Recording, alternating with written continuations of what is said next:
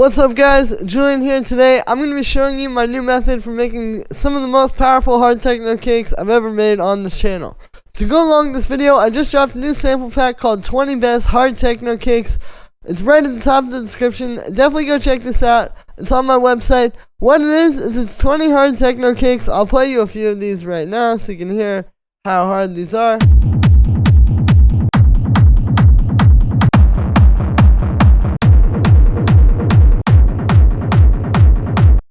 So you can see it's 20 of these super powerful, hard-hitting cakes. Some of the best cakes I've ever made, for sure.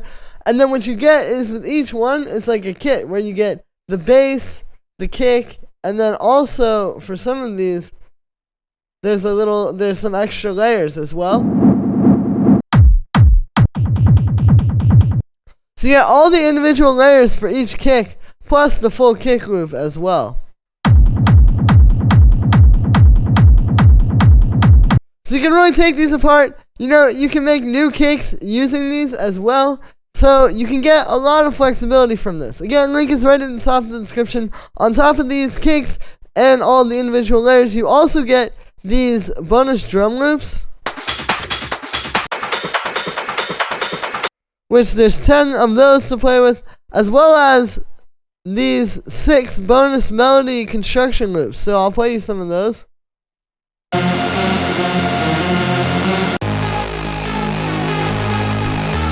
And those have all the individual layers as well as MIDI. So, you get almost everything you need to make a really nice track. Again, links at the top of the description. This is just $10, and I wanted to create a really solid resource for you guys that's accessible, that you can make your best tracks with. So, if you want to support me, as well as help support yourself, make your best music you've ever made, click the link at the top of the description. Do yourself a favor, go grab this. And yeah, thank you so much for all the support, guys. I put a lot of time into learning how to make these cakes and these different elements. And with these different sample packs, I'm able to keep going and keep bringing you guys new videos every day. So, thank you so much for all the support. Link is at the top of the description. Support yourself, and let's dive in. So, this is my new method. You can see there's 4 layers to the kick. So, we have these all in a group. Also, there's no group processing. This compressor is turned off. You can ignore that. So it's just 4 layers playing side by side, and when you put them all 4 together, you get a nice clean kick. And that's something that I want to actually say right off the bat, is that a lot of times, especially when you're doing hard techno, it can be tempting to do like a lot of extra saturation or drum bus or things like that to kind of like glue the kick together. As you guys know, I'm very guilty of this in the past as well.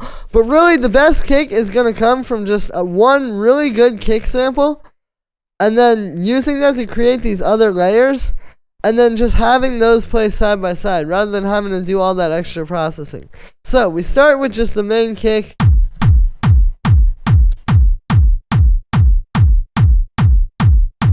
Just a nice fat sample to start with. This is one of mine that I've made. Again, no extra processing, and it really wasn't any extra processing when I made the sample either. It was just a bit of layering to create this. But yeah, so you're always going to start with that. And you'll notice that's going to be the loudest thing as well. Like if you listen to the whole mix, you always want to make sure that's up on top. And again, I think a lot of times people think, oh, you can compress it or you can saturate it and it'll make that come out on top. But really, no. It's just turn the other elements down and just make sure this is the loudest one. That's all it has to be. Just leveling, not a lot of over processing. So then we have the bass. So this is the next thing I would make. And you're just gonna create this groove. Now, this would work on its own. You don't even need these other layers. So you want to start with these two. Start with that main kick and then move up to the rumble bass.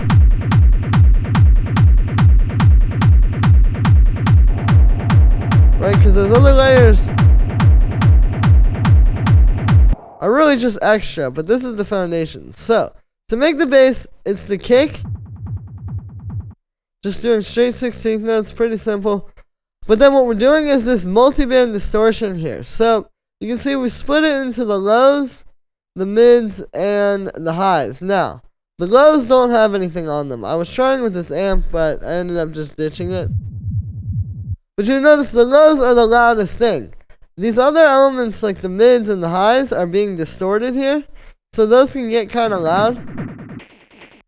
But you want to make sure this is still the bass. So you want to make sure that the bass is still the loudest thing. And that's again one of those things where it can seem overwhelming. You know, you want to go at the end and do a whole low end boost. You don't need to do that if you just keep it under control here. So then on the mids, you can ignore these two, they're turned off. You can see, yeah, we're taking just the mids, and then I actually have 2 amps on here, so it's a bit heavy. But it really gives you that crunchy, like, full mid-range. And then for the highs, I'm doing actually the same thing, where it's just 2 distortions, but this is with the overdrive. And also I've got this here, this auto filter, doing a saw wave down on 8th notes, and then the frequency is about there. So you get this like kind of like an 8th note like pulse to it, and it gives your rumble a little bit more movement.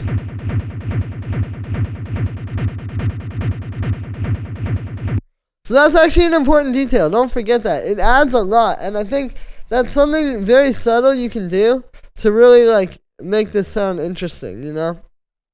So then we have, it's just being sidechained to the kick. I have an EQ, which is cutting the highs and cutting the lows below a certain point because you can't really hear that stuff. And then we're just converting it to mono at the end of the chain. So that's the bass. So again, once you make that and the kick, and you get that good groove between them, that's the foundation. Always start with those two. So then the next thing that we have here is this mid layer. Now, I'm going to show you. So we have just the kick and the bass. And then here's with the first mid layer. And then with the second one.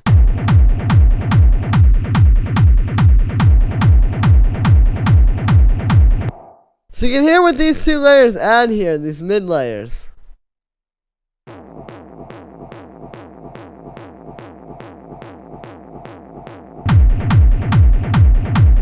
You know, it's adding that kind of like texture to the kick. And it's subtle things that add up to make the whole kick feel very nice and textured. But basically the way we're doing this is this first one here is actually the same MIDI and kind of like a similar thing to the rumble where it's doing 16th notes.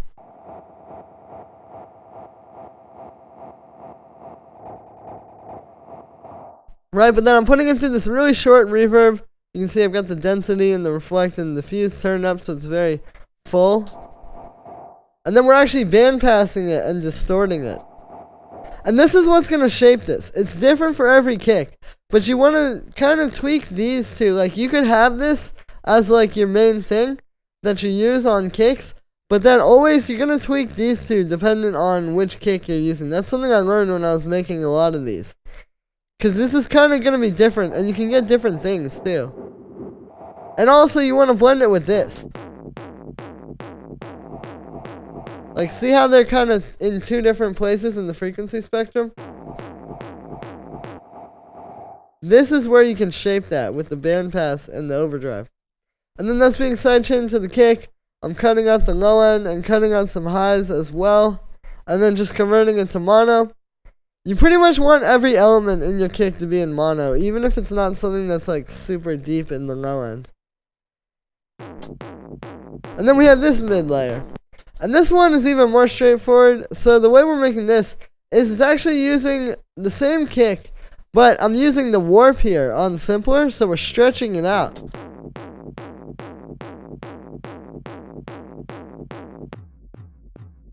You're getting like this sound, right? And then I use the fade in. You can see you want to skip past this punch at the start. See, because you get that, and it kind of takes over the punch or the main kick. It can make things kind of messy. So just drag that over, use the fade in, and then it's just distorting it, EQing it to get rid of the low end and some of the highs, and then sidechain to the kick. And then it just fits in nicely there. And again, the key to these 2 elements is that they fit in different ranges. Like this one is more like mids and highs. And this one is more like low mids. If they clash, like if I was to kind of do this one like this.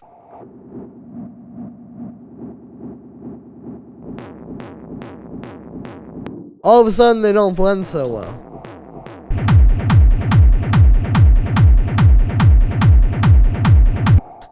And yeah, again, then you're just going to put them in a group. No processing there. You don't need any extra processing if you just have solid elements like this.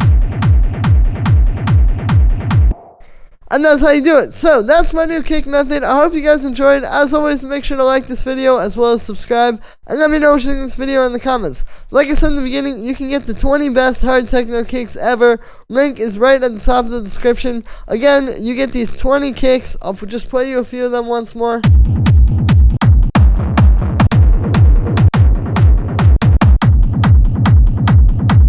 Some of the best hard techno kicks I've ever made and ever heard. You get all the individual layers for each one, all the mid layers, the punch, the kick, the bass, plus the full kick as well.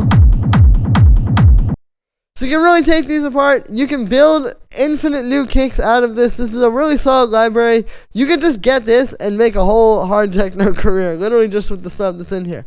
Plus you get the bonus drum loops, 10 of them. And the bonus synth melody constructions.